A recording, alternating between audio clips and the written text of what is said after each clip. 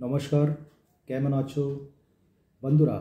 আমরা অনেকেই রাগের সমস্যা পড়ে থাকি, তাই তো?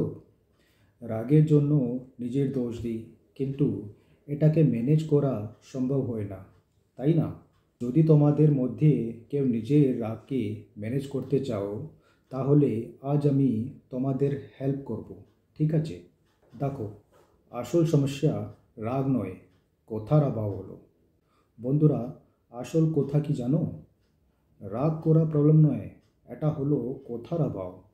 আসলে আমরা আমাদের ভাবনাকে ঠিকভাবে এক্সপ্রেস করতে পারি না। এখানে প্রবলেম হলো ভোকাবুলারি আর নলেজ আর অভাব। যেমন আমি একটা উদাহরণ দিচ্ছি।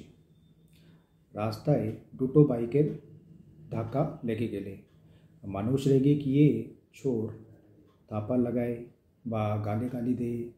কারণটা কি জানো? কারণ সেই নিজের কথাটা ঠিকভাবে এক্সপ্রেস করতে পারে না, আর এক্স্যাক্টলি যেটা হয়েছে সেটা কনভে করতে পারে না, তাই রাগ করে ফেলে। তাহলে চলো দেখি কি কি কারণ আছে আমাদের রাগের। ফার্স্ট কারণটা, ছোট্টবেলা থেকে ফিলিংস চেপে রাখার অভ্যেস হয়ে যাওয়া। ছোট্টবেলা থেকেই আমাদের শেখানো হয়, চুপ থাকো, বেশি কথা বলো না, বেশি ভাব দেখিও না। এইসব কথাগুলো আমাদের ইমোশন এক্সপ্রেস করার অ্যাবিলিটি কমিয়ে দেয়। সেকেন্ড কারণটা হলো কথা বলার ভোকাবুলারি বা অভিব্যক্তির অভাব।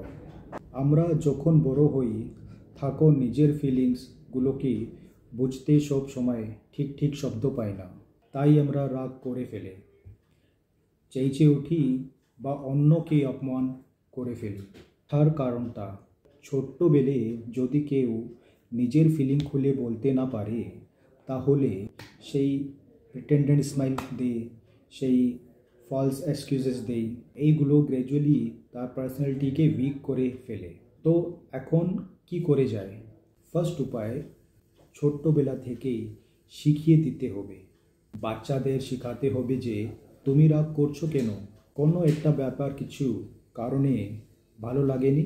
উদাহরণ, যদি একটা যদি একটা ছোট্ট ছেলে খাবার খেতে না চায়, তাহলে তার মা থেকে জিজ্ঞাসা করা উচিত, কি হলো, কিছু মন খারাপ লাগছে?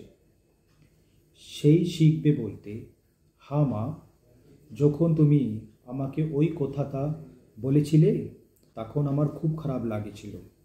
সেকেন্ড উপায়, বড়দেরও নিজেদের রাগ বুঝতে হবে, শুধু ছোটদের না, বড়দেরও নিজেদের রাগ অ্যানালাইজ করতে হবে।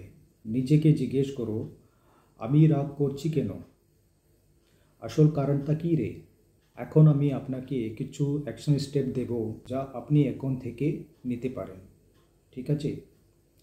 ফার্স্ট, নিজের ফিলিং বুঝতে শিখব। সেকেন্ড, রাগ করার আগে নিজেকে ম্যানেজ করব। থার্ড, কথাগুলোকে ঠিক শব্দে এক্সপ্রেস করার চেষ্টা করব।